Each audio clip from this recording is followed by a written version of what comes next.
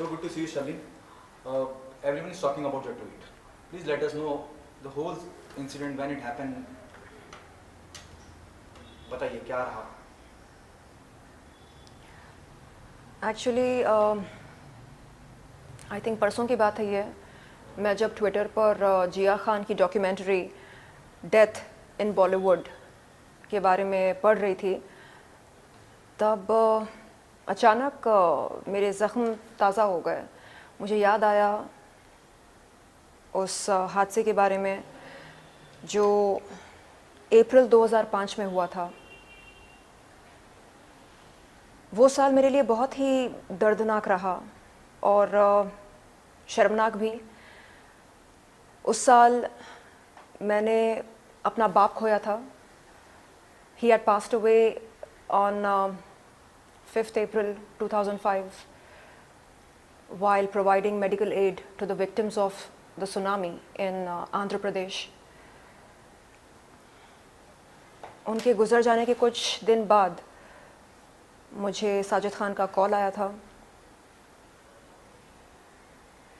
साजिद खान ने बताया कि किसी फ़िल्म के सिलसिले वो मुझसे मिलना चाह रहे थे और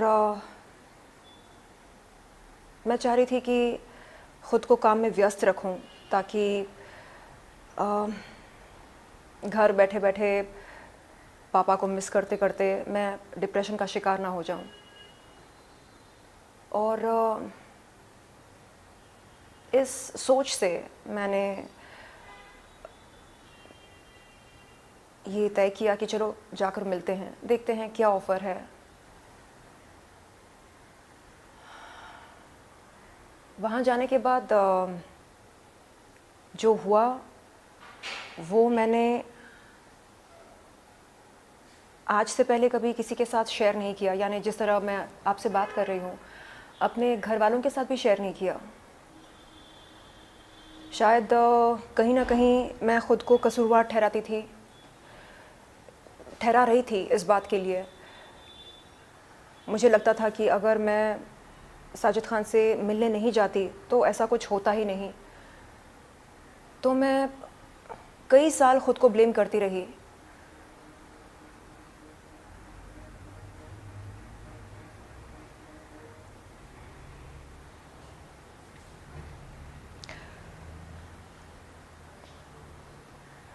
आज भी जब उस दिन के बारे में सोचती हूँ तो अजीब लगता है।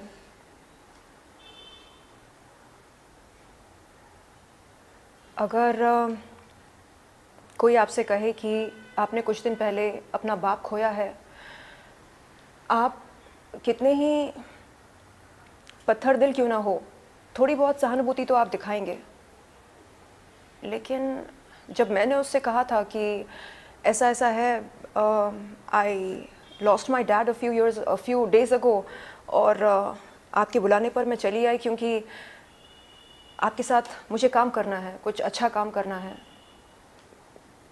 इस बात का उस पर शायद कोई ज़्यादा असर नहीं हुआ। यहाँ वहाँ की बात करते करते अचानक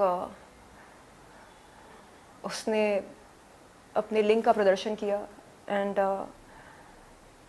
मुझसे कहा, don't you want to touch it, go ahead, feel it. And I was already under great stress. I told him, listen, ये सब इस तरह की बातचीत करने के लिए जिस मानसिक स्थिति की ज़रूरत होती है वो इस समय नहीं है मेरी। मैं बहुत ज़्यादा परेशान हूँ, डिस्टर्ब्ड हूँ, स्ट्रेस्ड हूँ अपने पापा के लॉस को लेकर। तो don't do this, I am not ready for this. अरे no, I'm not saying, that you do something. I'm just saying you feel it. And what do you think about it? And I said, no, I'm not feeling good. It doesn't feel right. It doesn't feel good. So I think it's time for me to go. तो नहीं, come on, take it easy. We are all adults. We are grown-ups. I said, yeah, that's the point. We are grown-ups. We are not children. So don't do this. Don't do it with somebody who has just lost her father. Don't do it. It's not easy to get back to work just a few days after you have lost your mentor, your anchor, your support system, your everything. My dad was my everything.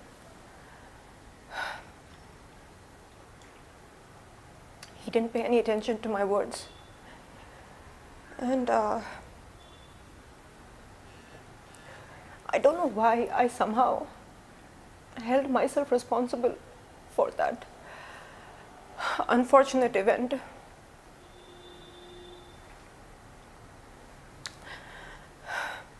मैं यही सोचती रही कि कसूर मेरा है, अगर मैं नहीं जाती तो ये सब होता नहीं।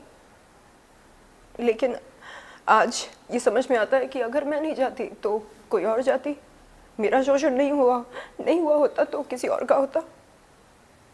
तो इट्स नॉट अबाउट मेरा तेरा, इट्स अबाउट अस।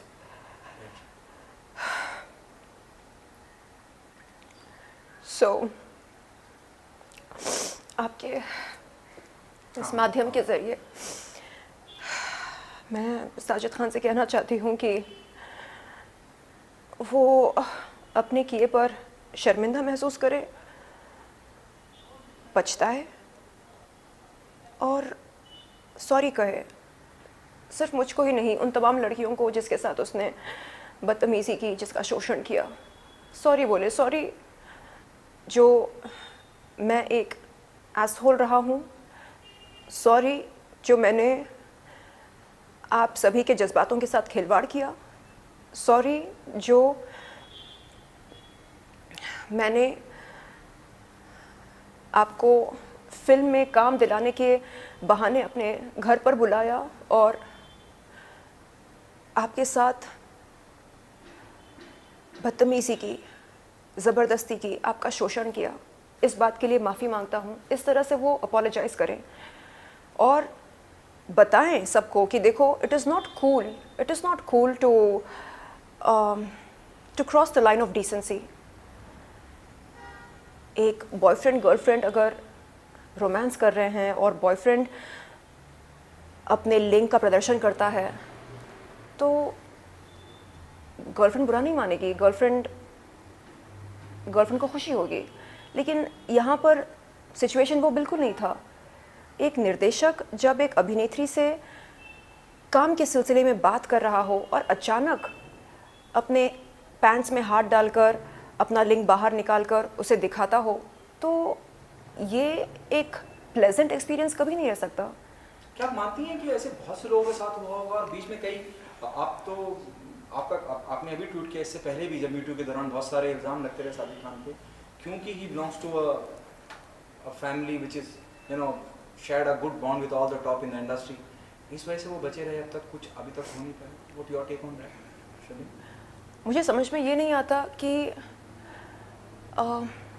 जो ऑफेंडर्स होते हैं, रॉन्ग डूअर्स होते हैं, उनको सुपरस्टार्स का समर्थन कैसे मिल जाता है। हमारे जो खान्स हैं, कपूर्स हैं, वो साजिद खान और साजिद खान जैसे लोगों के साथ काम करते हैं, ये मालूम होते हुए भी कि साजिद खान ने कई लड़कियों के साथ बदतमीज़ी की, लाइन ऑफ डिसेंसी को क्रॉस किया। क्यों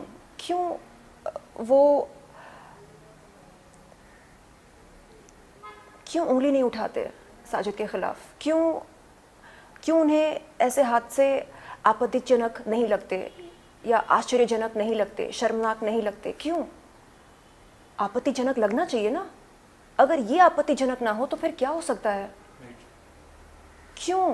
क्या मजबूरी है इन सुपरस्टार्स की जो ये काम करते हैं ऐसे लोगों के साथ? Do you think Farah is the reason behind it?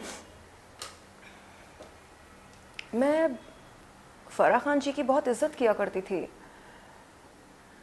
मैं ये मानती थी कि तो क्या हुआ अगर उनका भाई ऐसा हो, शायद वो एक बहुत अच्छी इंसान होंगी, लेकिन एक बार भी फ़राह खान ने ये स्टेटमेंट नहीं दिया मीडिया में कि जो कुछ भी मेरे भाई ने किया उसके लिए मैं माफ़ी मांगती हूँ, मैं तहे दिल से शर्मिंदा हूँ, मैं अपोलोजाइज़ करती हूँ, जो शर्मनाक काम किए हैं मेरे भाई ने उसके लिए मैं शर्मिंदा हूँ। एक बार भी इस तरह का स्टेटमेंट नहीं आया उनकी तरफ से। क्यों? She herself is a female. She has to take the call. एक महिला होते हुए आपको समझना चाहिए कि कितना मुश्किल होता है इस तरह के अनुभव को दबा कर रखना अपने दिल में। मेरे फॉलोअर्स कहते हैं आप तो खुद को शेर नहीं बोलते हो, आपका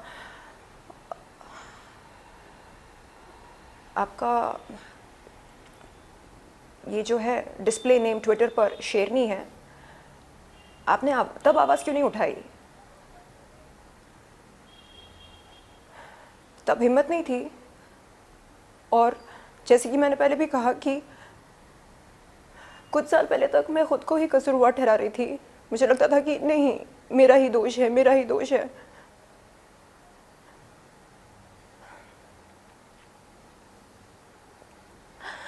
आसान नहीं होता ये सब बताना। I can understand. शलीम, क्या लीगल कार्रवाई करेंगी आप उनके खिलाफ?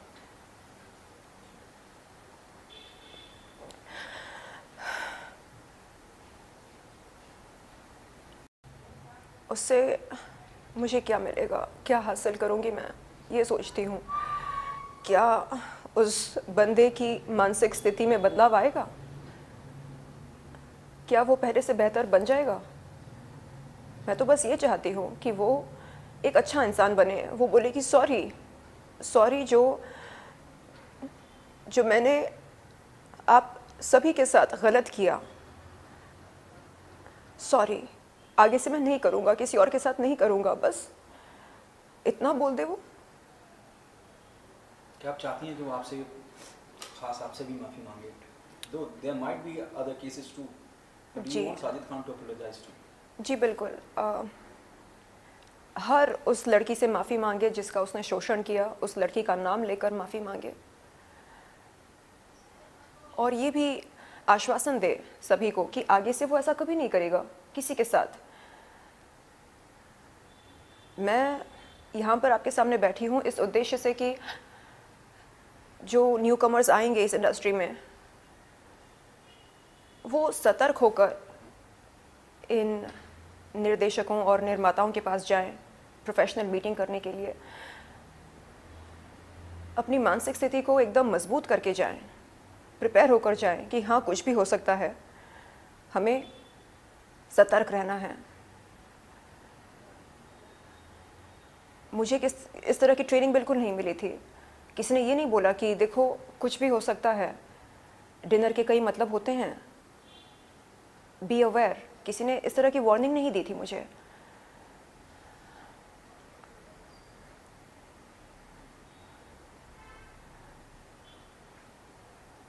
लोग कहते हैं आप तो अडल्ट कंटेंट क्रिएटर हो, अंग प्रदर्शन करते हो, तो आसान होता होगा ना आपके लिए किसी का लिंग अपने हाथ में लेना। उन बेवकूफ़ों से मैं ये कहना चाहूँगी कि महिला चाहे अडल्ट कंटेंट क्रिएटर हो, अभिनेत्री हो, महत्वाकांक्षी अभिनेत्री हो, वैश्या हो, बाजारू औरत हो, आकर्षित हो, माल हो, जो भी हो, जैसी भी हो, हमारे देश का कानून इस बात की इजाज़त नहीं देता कि महिला के साथ ज़बरदस्ती हो या उसका शोषण हो या बलात्कार हो, बिल्कुल नहीं। तो इस तरह के ख्याल जो लोग अपने दिमाग में पालते हैं, उनसे मैं कहना चाहूँगी grow up. Adult content creator हूँ, इस बात का पूरा श्रेय मैं बॉलीवुड को देती हूँ, लेकिन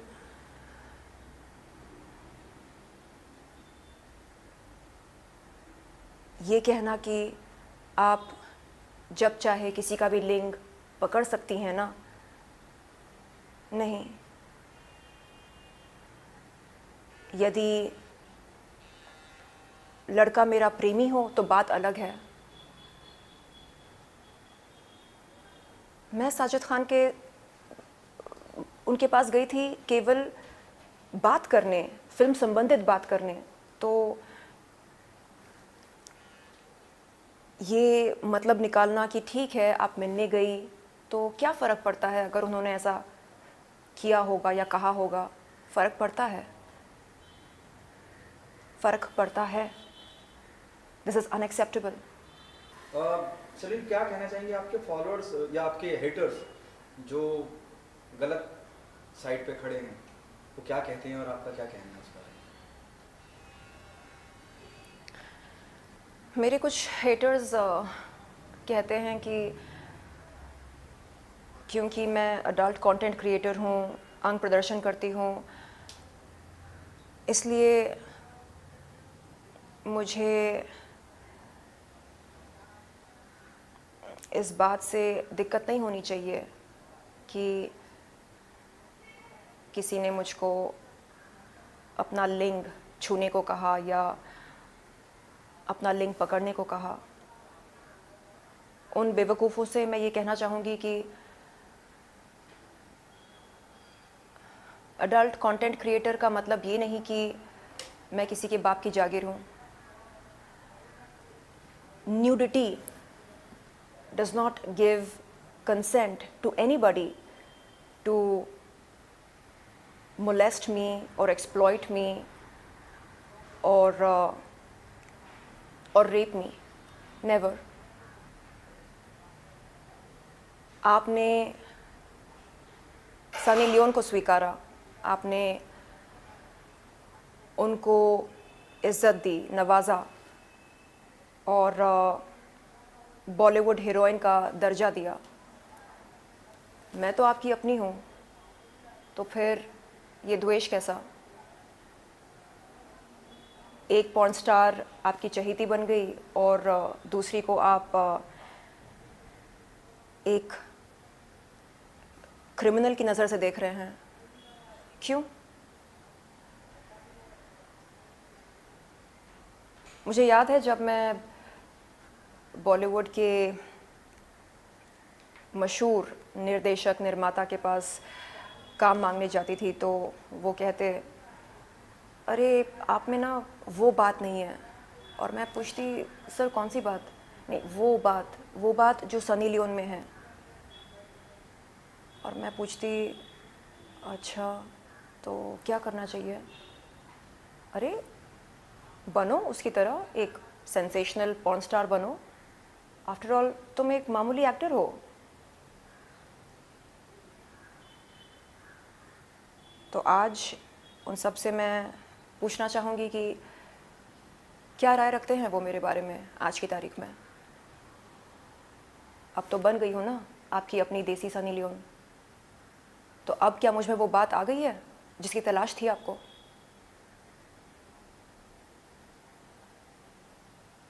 मैंने बॉलीवुड को करीब से देखा है, जाना है, समझा है, महसूस किया है और इस नतीजे पर पहुंची हूँ कि बॉलीवुड में दोगलापन बहुत है, बहुत ज़्यादा है।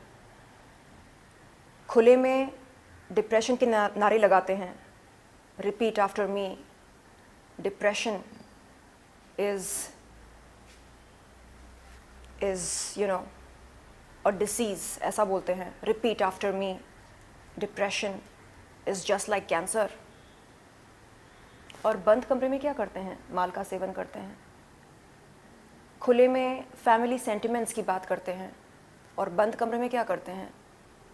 लिंग का प्रदर्शन करते हैं, लिंग स्पर्श करवाते हैं। तो इनका फंडा बहुत ही सिंपल है, बद रहो, बदनाम मत रहो। मेरा फंडा उसका विपरीत है, बदनाम रहना मंजूर है लेकिन बद होना बिल्कुल नहीं। तो शायद इसलिए मैं बॉलीवुड के निर्देशकों से, निर्माताओं से, अभिनेताओं से, अभिनेत्रियों से मेल नहीं रखती हूँ, क्योंकि फंडे बहुत अलग हैं। और इतना सब कुछ सहने के बाद अब बिल्कुल मन नहीं करता कि मैं बॉलीवुड का हिस्सा बनूं, बिल्कुल नहीं।